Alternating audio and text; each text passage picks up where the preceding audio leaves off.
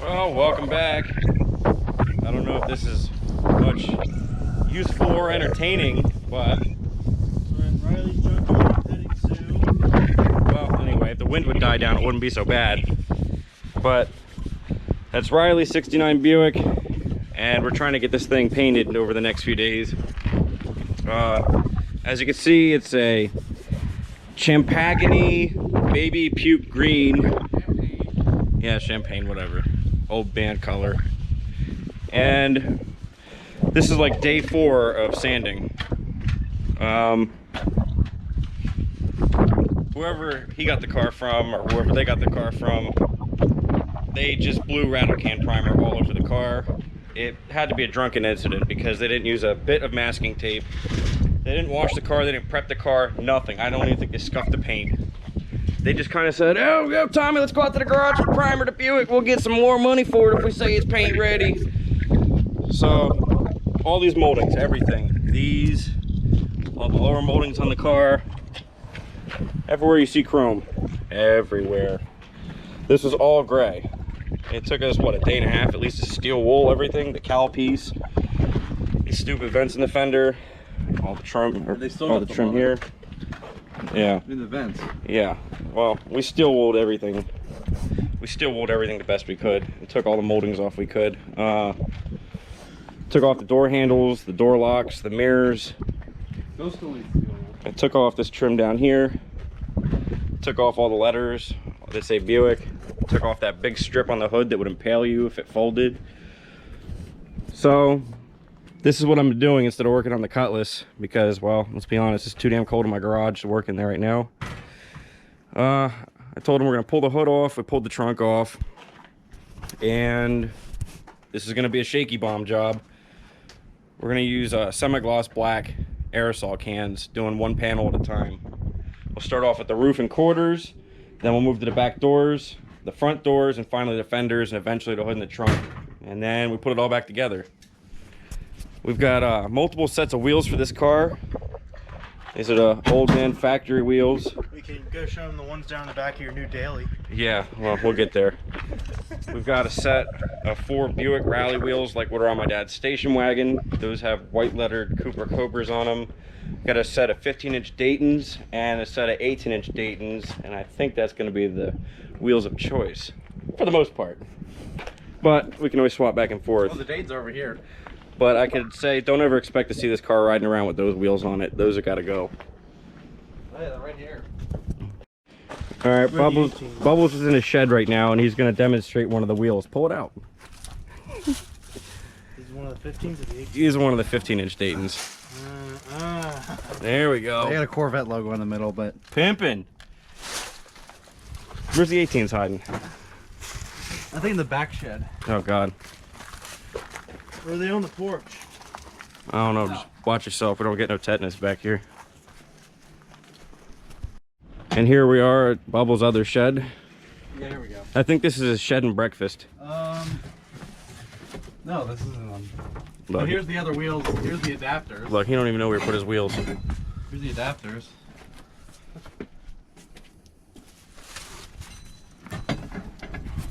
All right, I'm gonna keep sanding on this thing, and I'll keep you guys updated.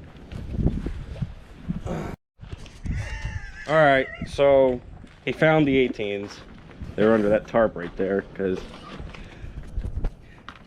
there we go. Looks like a Ferris wheel. Just pop the center caps on from the 15s. Hopefully, I got good tires on them. well, hopefully they'll fit underneath these quarters back here, especially when you put the sissy skirts on. This should work. Oh, dude, if you bolted on backwards, it'd be a deep dish. Look at that. Yeah, I'm sure that would look great. I think it'd look great.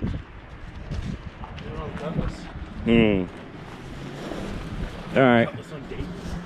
Just in case you're interested in what this thing looks like inside. Greased up all the window tracks while we had the door panels off.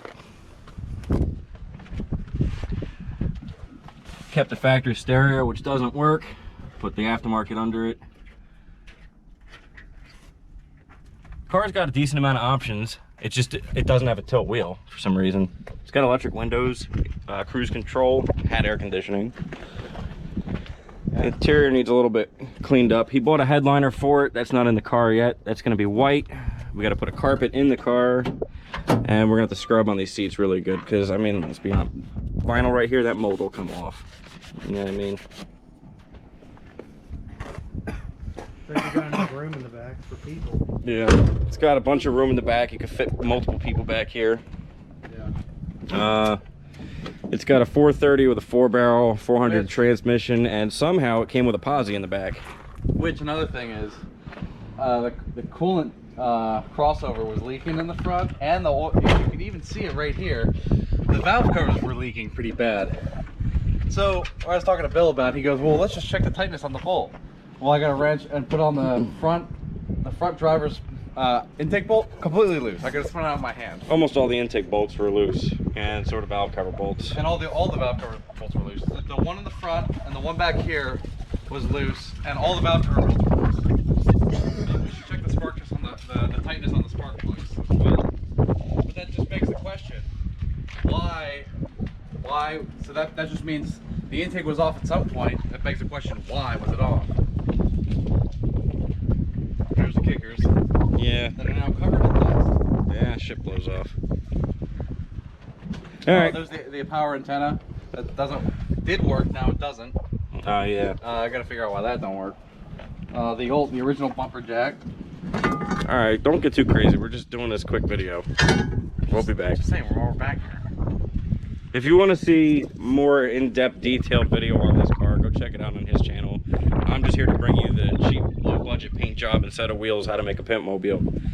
So that's going to be my quick video, and like I said, more details, go check it out on his channel.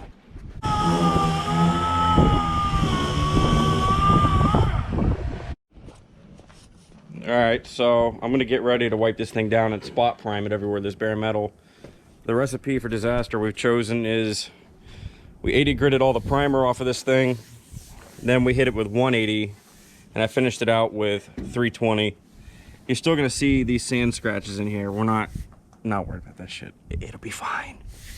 But that's the recipe for the rest of the car. And like I said, it's going to go not flat black, but a semi-gloss black. Virginia honor.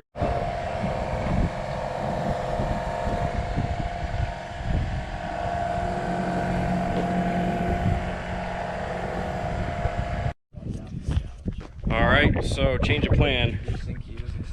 I was going to do every panel, including the car, all at one time, but I'm going to paint the trunk with today, just to see how it comes out, cover everything up.